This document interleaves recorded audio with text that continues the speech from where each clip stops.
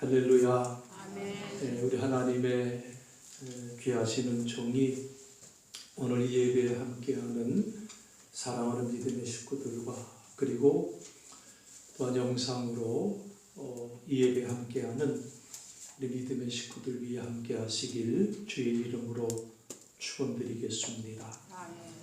아멘. 사람들이 많은 심성들을 갖고 또 바램들이 있는데 그 중에서도 유독이 우리 한국 사람들, 모든 사람들이 다 그렇겠지만 우리 한국 사람들이 가지고 받고 싶은 그러한 그 가장 귀한 것 가운데 복이라고 하는 것을 굉장히 귀하게 여깁니다.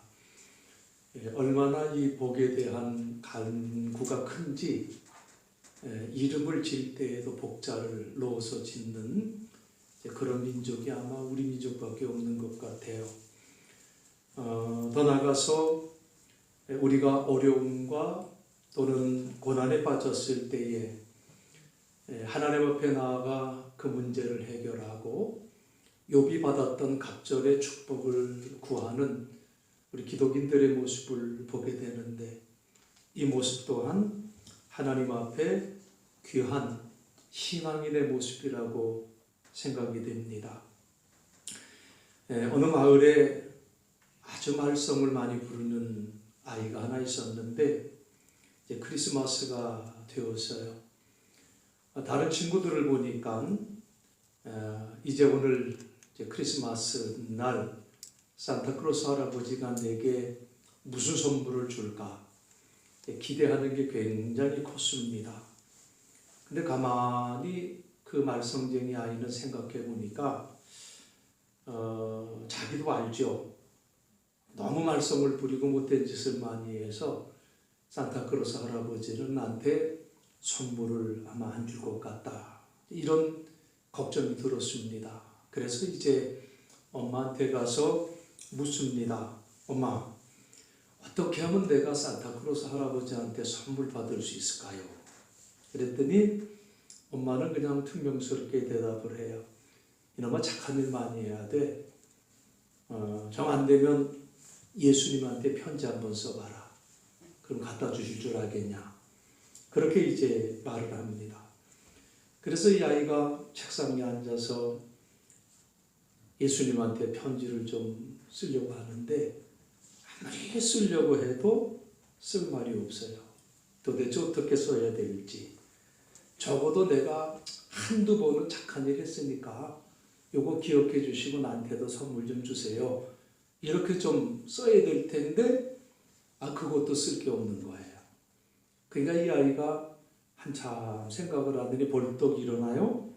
그리고 이제 밖으로 막 달려나가는데 그저 성당 앞에 가서 성당을 훌쩍 뛰어넘어가더니 뭔가를 이제 품에 안고 집으로 돌아옵니다.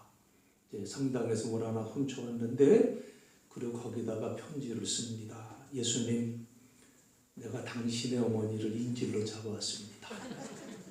그러니까 좋은 말 할 때 선물을 보내주시지요. 이렇게 썼다고 그래요. 무슨 웃자고 하는 얘기겠지만 어떻게 또 이런 생각을 다 할 수 있었을까? 좀 대단하다. 이런 생각을 좀 해봐요. 이 아이는 생각하다 못해 마리아라고 하는 인지를 붙잡았는지 모르지만은 오늘 저와 여러분은 하나님의 약속이라고 하는 인질이 우리들에게는 있습니다. 그래서 여러분들이 하나님의 말씀을 붙들고 하나님 앞에 나아가기만 하면 우리 하나님은 이루어 주시겠다고 약속해 주셨어요. 자, 오늘 이 시간은 우리 믿음의 선진들이 어떻게 기도했는가, 그리고 그 어려운 그 시대를 달려갔던 그 믿음의 선진들은 하나님으로부터 어떠한 복을 받았을까? 우리가 성령의 음성에 귀를 기울이고 하나님의 말씀 앞에 우리의 마음의 문을 활짝 열 수 있는 그러한 시간이 되어지기를 간절히 바랍니다. 오늘 우리가 역대상 4장의 말씀을 보았는데 이 역대상은 1장부터 9장까지는 아담으로부터 시작된 인류 역사가 이스라엘이라고 하는 나라의 구원 족보로 이어지고 또 수천 년을 지나 포로로부터 귀환되는 역사까지를 나열해 놓고 있는 것이 역대상 1장에서부터 9장의 내용입니다. 이 9장에 걸쳐서 무려 600여 명에 달하는 발음조차 하기 힘든 어려운 이름들을 읽어 내려가다 보면 정말 우리가 보통의 인내심을 가지고는 제대로 읽기조차도 어려운 본문이 역대상 1장에서부터 9장까지의 내용인데, 자, 오늘 우리 본문 역대상 4장에도 보면 44명의 서투른 이름들이 연구되는데 거기서 갑자기 우리를 주목시키는 두 구절이 나타납니다. 그것이 오늘 우리가 함께 본 본문의 말씀 9절 10절이지요. 야베스는 그의 형제보다 존귀한 자라. 그의 어머니가 이름하여 이르되 야베스라 하였으니 이는 내가 수고로이 낳았다 함이었더라. 야베스가 이스라엘 하나님께 아뢰어 이르되 주께서 내게 복을 주시려거든 나의 지역을 넓히시고 주의 손으로 나를 도우사 나로 환난을 벗어나 근심이 없게 하옵소서 하였더니 하나님이 그가 구하는 것을 어떻게 하셨다고요? 허락하셨더라. 이렇게 말씀하고 있습니다. 여러분, 오늘 본문의 배경은 한마디로 얘기하면 고통의 시대였었습니다. 깊은 밤중이었었어요. 여러분, 이 고통의 밤을 어떻게 보냈느냐? 그 여하에 따라서 똑같은 길인 것 같지만 그 길이 축복의 길이 될 수도 있고, 어떻게 하느냐에 따라서 그 길이 저주의 길이 될 수 있다는 사실을 기억해야 됩니다. 여러분, 위기라고 하는 이 단어는 위태할 위자와 기회 기자가 합성해서 만들어진 단어예요. 그러니까 위기라고 하는 것은 다른 말로 표현하면 기회라는 말이에요. 그래서 위기, 그 단어 한자 한자 그 말대로 기회에 위험한 기회에 빠질 수도 있고 또는 새로운 도약의 기회를 맞이할 수도 있다고 하는 것이, 여러분, 이것이 위기예요.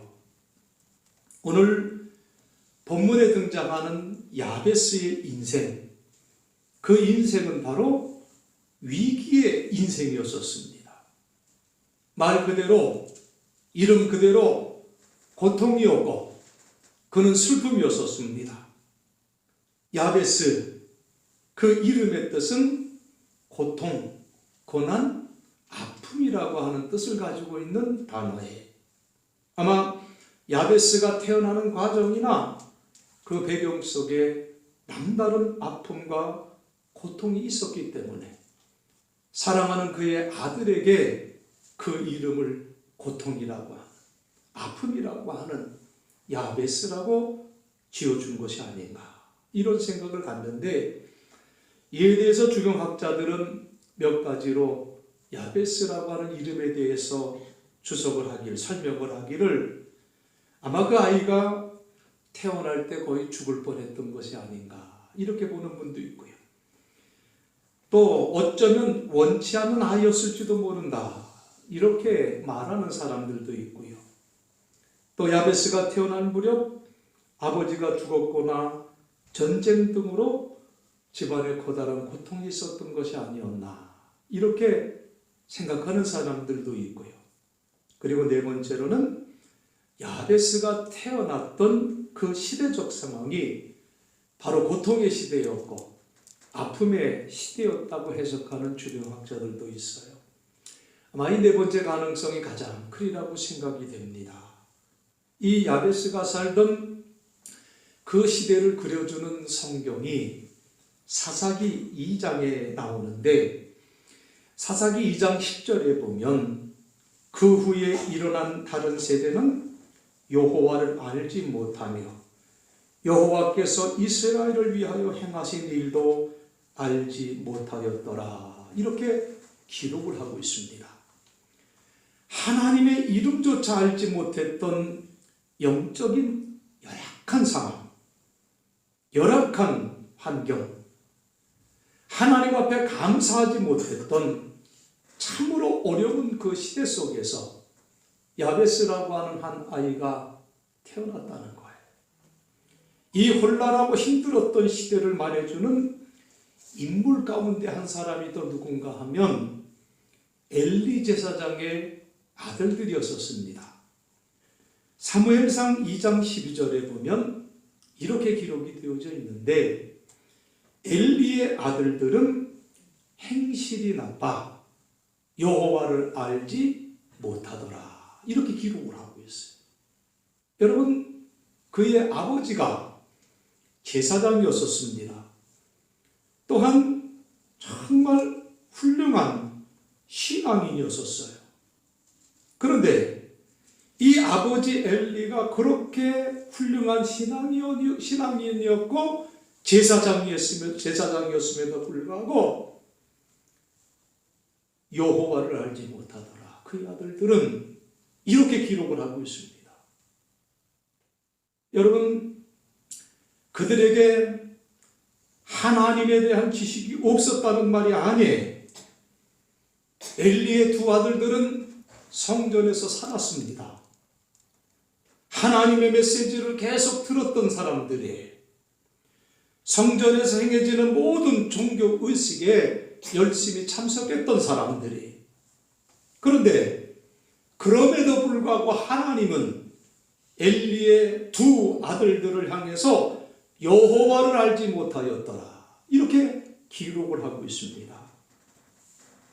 여러분, 이 사실을 볼 때 야베스가 태어났던 시대는 하나님에게 도무지 관심이 없는 시대였고 그래서 하나님이 아무 일도 하시지 않는 고통의 시대였구나라는 사실을 우리가 깨닫게 됩니다.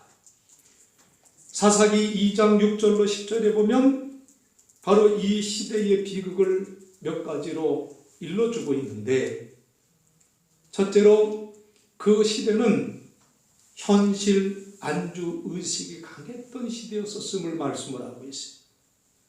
현실을 그대로 유지하고 싶은 더 이상의 모험과 더 이상의 희생을 감내하지 않으려고 하는 모습이 그려져 있어요. 이만하면 된 거 아니냐, 그 생각에 젖어 있었다는 거죠. 사사기 1장까지만 하더라도 이스라엘 백성들은 여호수아가 죽은 이후에 베셋 땅을 정복하는 모습을 보여주고 있습니다.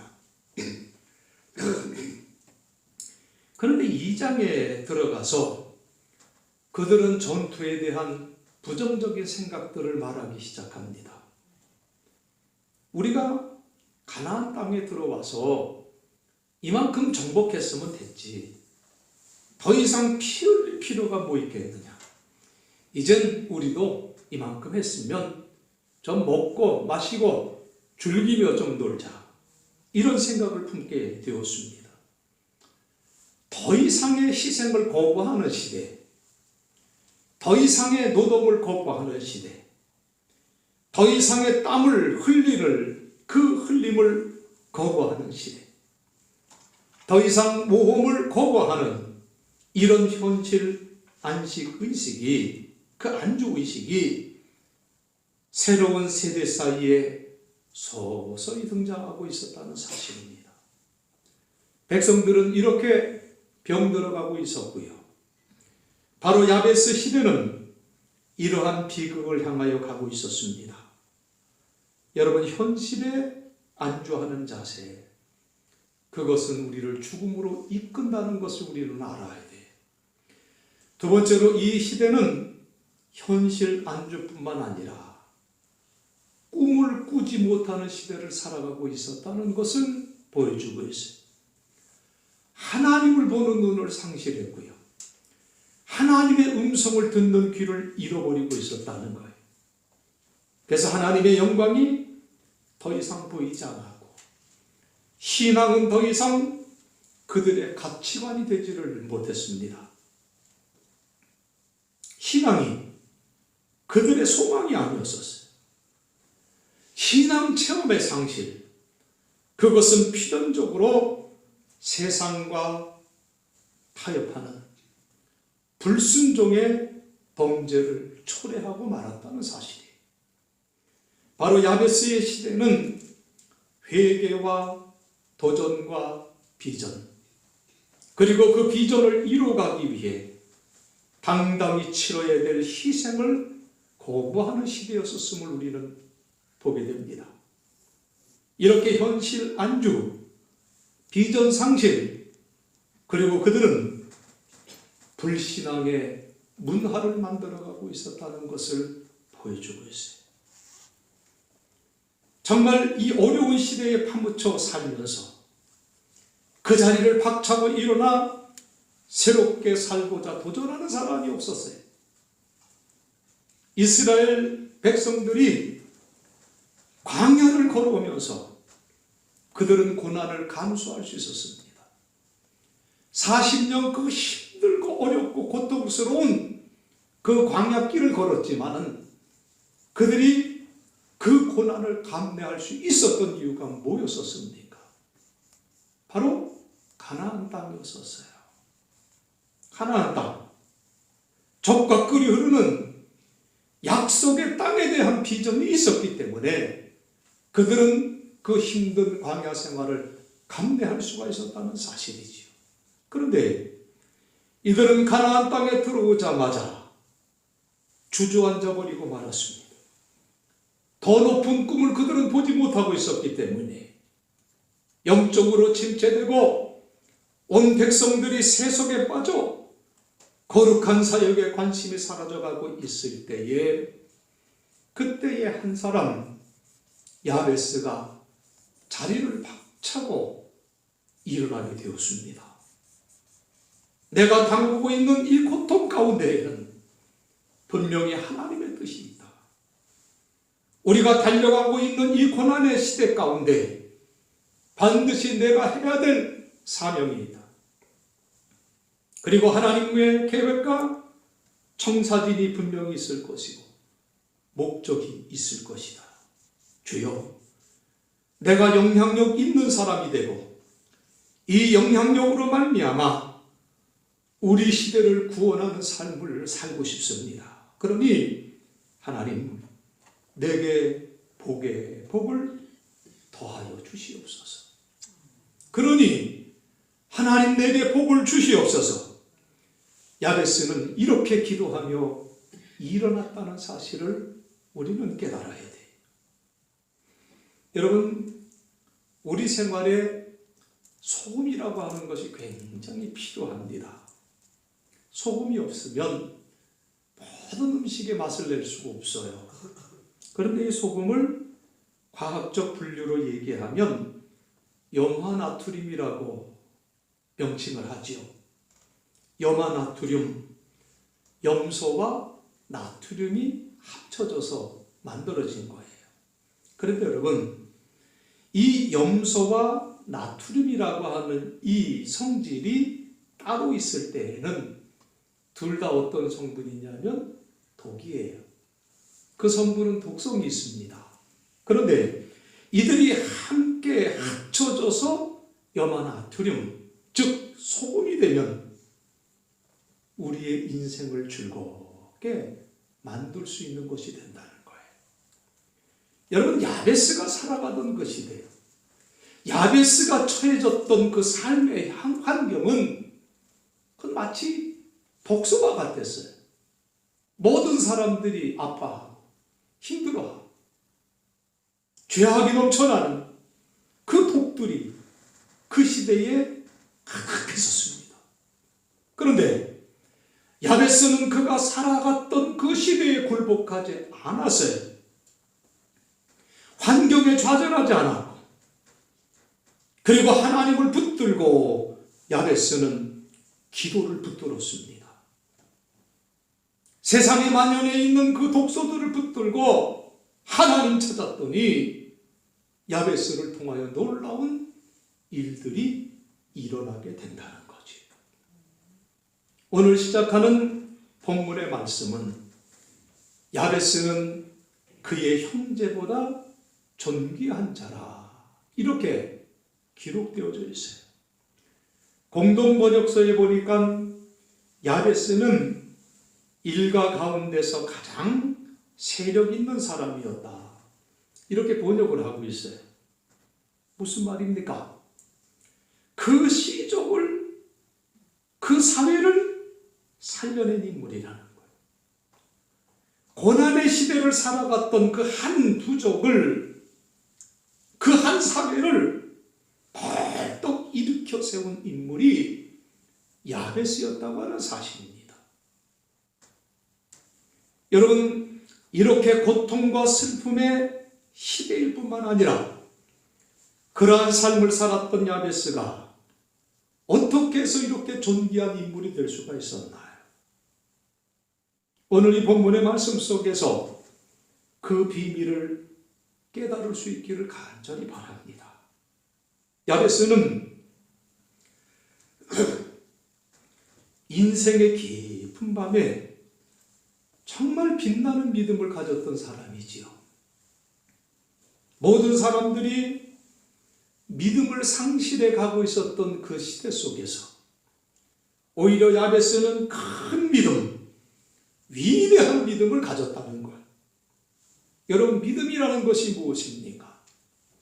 히브리서 11장에 보면 그 1절에 믿음은 바라는 것들의 실상이요, 보지 못하는 것들의 뭐가 된다고 그랬습니까?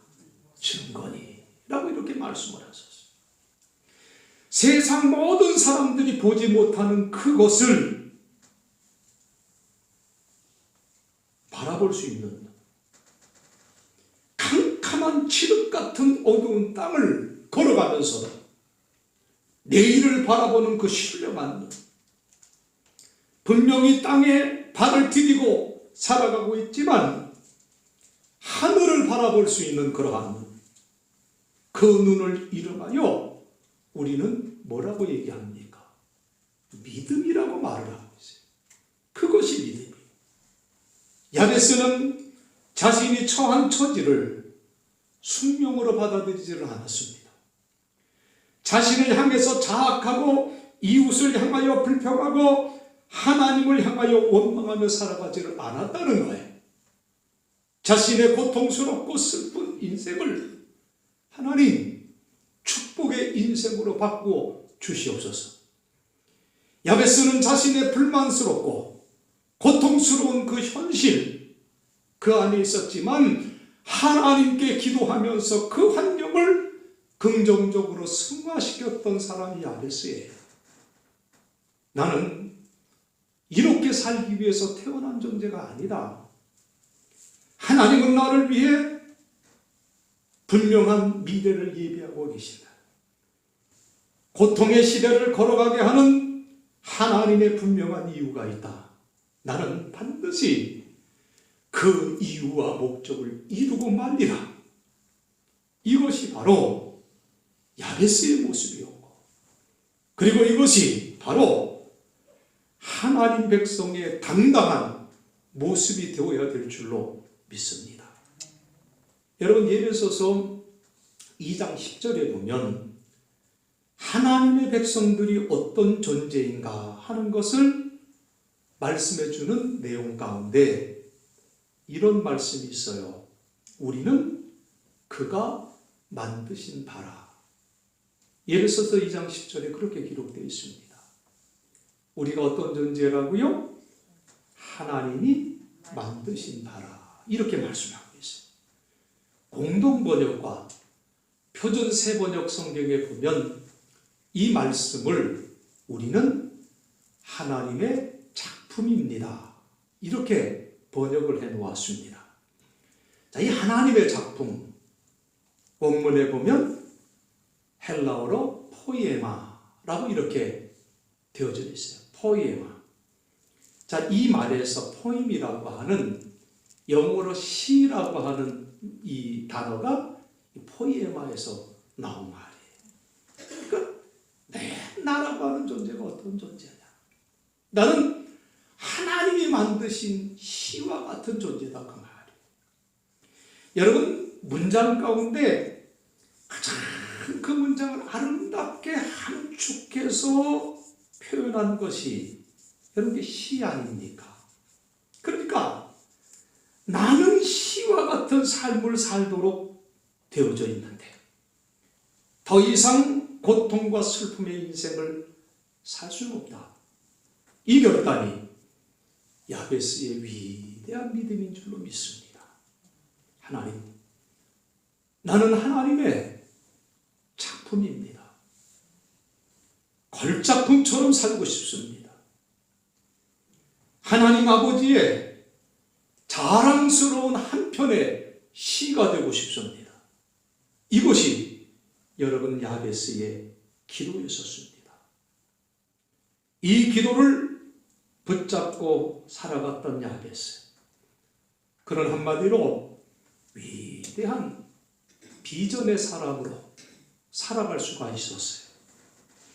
오늘 본문 10절 말씀을 여러분 다시 한번 같이 읽었으면 좋겠습니다. 자, 10절의 말씀이에요. 함께 읽습니다. 야베스가 이스라엘 하나님께 아뢰어 이르되 주께서 내게 복을 주시려거든 나의 지력을 넓히시고 주의 손으로 나를 보고서 나로 환난을 벗어나 내게 근심이 없게 하옵소서 하였더니 하나님이 그가 구하는 것을 허락하셨더라. 여러분, 이 본문에서 야베스의 꿈이 뭡니까? 야베스의 비전이 뭡니까? 한마디로 복을 달라는 거예요. 그렇죠? 근데 복을 더하여 달라는 비전이에요. 얼핏 들으면 에이고 욕심도 많지, 그저 복만 많이 달라는구나, 이렇게 우리가 말할 수 있을 것 같아요. 물질의 복, 사업의 복, 건강의 복을 구하는 것 같지만 여러분 깊이 묵상해 보면 그것이 아닙니다. 여러분, 이거 창세기 12장에 보면 하나님께서 아브라함에게 복을 주시면서 그 복이 아브라함에게 국한된 복으로 주시지 않으셨어요. 어떻게 주셨습니까? 아브라함의 복이, 그렇죠, 천하 만민이 복을 받을 수 있는 축복의 통로로 하나님이 복을 허락해 주셨던 것을 우리는 기억합니다. 여러분, 지금 야베스가 달라고 하는 그 축복이 아브라함이 받았던 복을 말하는 거예요. 복의 통로가 되게 해달라는 거예요. 아브라함 한 사람으로 말미암아 온 천하 만민이 구원받는 복을 얻었던 것처럼 예수 그리스도의 순종으로 말미암아 모든 사람이 구원의 복을 받을 수 있었던 것처럼 주여 나로 말미암아 주변의 모든 사람들이 복받는 역사가 있게 하여 주옵소서라는 비전을, 그 꿈을 야베스가 지금 구하고 있다고 하는 사실이에요. 그동안 야베스의 삶은 이름 그대로 고통이었고 슬픔이었었습니다. 많은 사람들이 그에게 고통과 슬픔을 안겨다 주었을 거예요. 야베스 역시 다른 사람들에게 자신이 받은 고통 그대로 줄 수밖에 없는 삶을 살았을 거예요. 그런 그가 이제 하나님께 구하는 것이 무엇입니까? 바로 복의 통로가 되게 해달라, 요셉과 같은 삶을 살게 해달라. 여러분, 요셉을 보면 하나님께서 다른 사람들이 예뻐서가 아니라 요셉이 예뻐서, 그렇죠, 요셉 때문에 그가 있는 곳곳마다 하나님의 복이 넘쳤던 것을 우리가 잘 알고 있지 않습니까? 지금 야베스의 기도는 아브라함과 요셉과 같이 복을 나누어 줄 수 있는 사람이 되게 해달라고 하는 간구에 그저 무진장으로 나에게만 복을 주세요가 아니라 복을 줄 수 있는 사람이 되게 해달라고 하는 거예요. 여러분, 이 꿈과 이 비전이 보이지 않는 것을 보게 만드는 힘이 있습니다. 이룰 수 없는 것을 이루게 하는 능력이 되어진다고 하는 사실입니다. 야베스는 하나님을 향해서 그리고 자신을 향해서 이러한 위대한 꿈을 가졌어요. 갈 바를 알지 못하는 중에 약속만을 붙잡고 떠났던 아브라함의 믿음처럼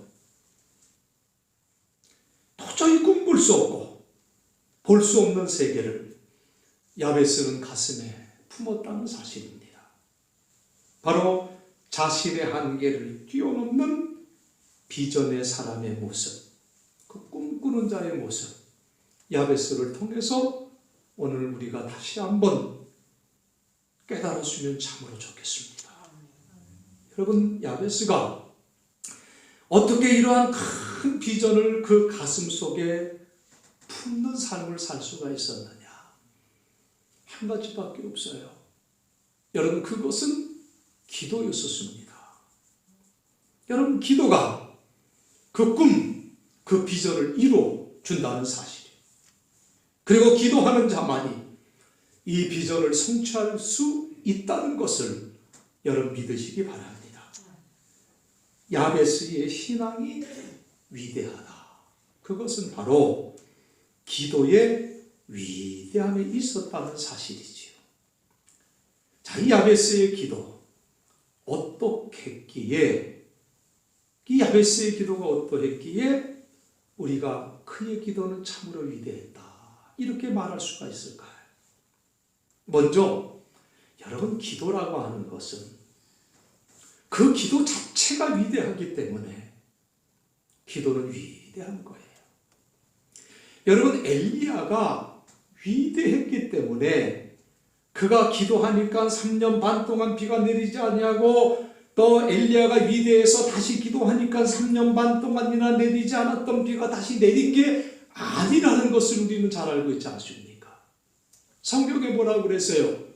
엘리야나 우리나 다 똑같은 평범한 사람이라고 성경은 말하고 있습니다. 그런데 엘리야와 우리의 차이가 뭐냐? 기도에 있었다는 거예요.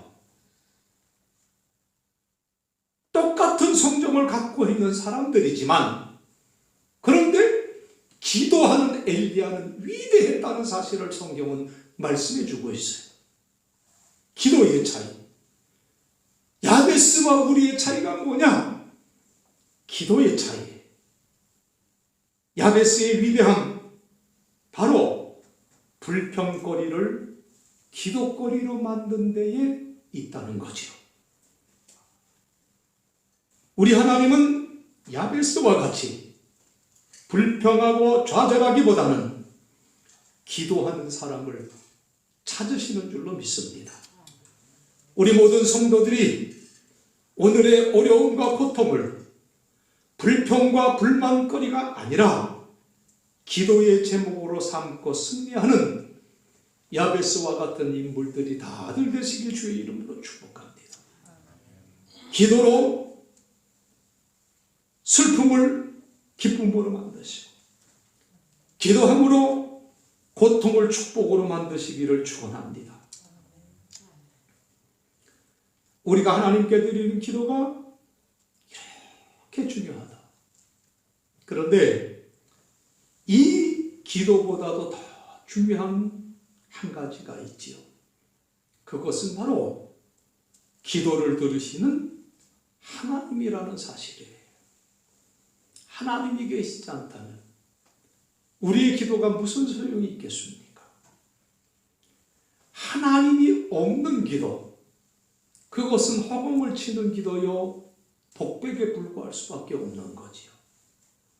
우리의 기도가 응답받는 것은 바로 우리의 기도를 응답해 주시는 위대한 하나님이 계시기 때문인 줄로 믿습니다.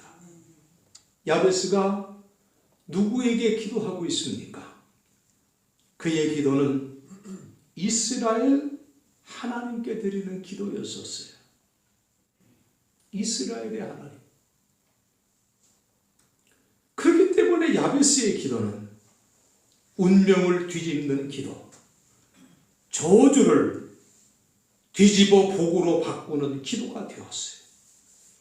부모로부터 물려받은 땅과 경제, 부모로부터 전해진 가문의 취약점, 문화적 한계를 뛰어넘는 기도가 야베스의 기도였었어요.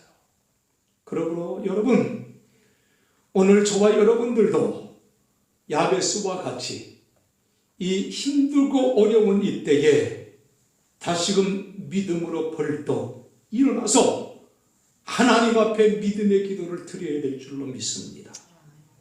하나님은 광풍을 고요하게 하시고 물결도 잔잔하게 하시는 분이신 줄로 믿습니다.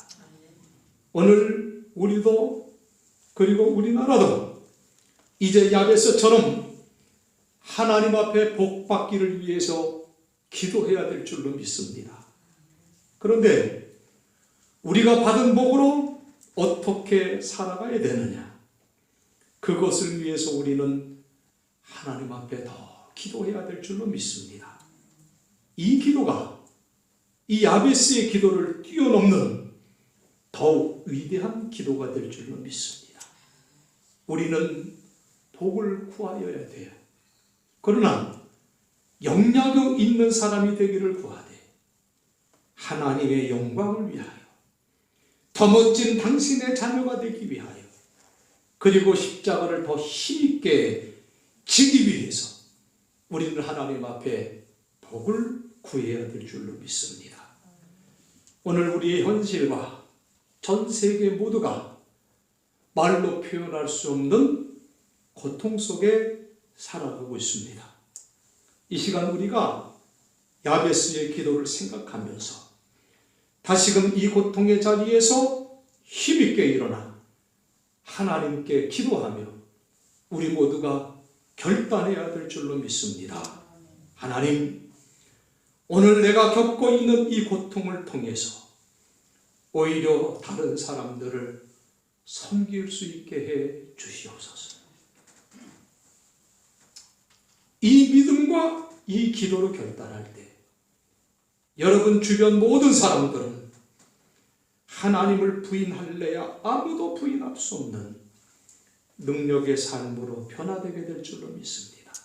이것이 성령의 사람들의 삶이고 이것이 예수님의 피로 구원받은 사람들의 삶의 모습이에요. 오늘 우리가 야베스의 기도를 통해서 어떻게 기도하고 어떻게 결단할 것인가를 생각해 보았습니다. 위기의 순간, 고통의 순간을 우리가 걸어가고 있지만 야베스와 같이 기도함으로 여러분 다 승리하시고 고통이 복이 되게 하시고 그리고 많은 이들에게 새로운 힘과 소망을 줄 수 있는 존귀한 삶이 바로 여러분의 삶이 되어지시길 주의 이름으로 간절히 축원드리겠습니다. 기도하시겠습니다.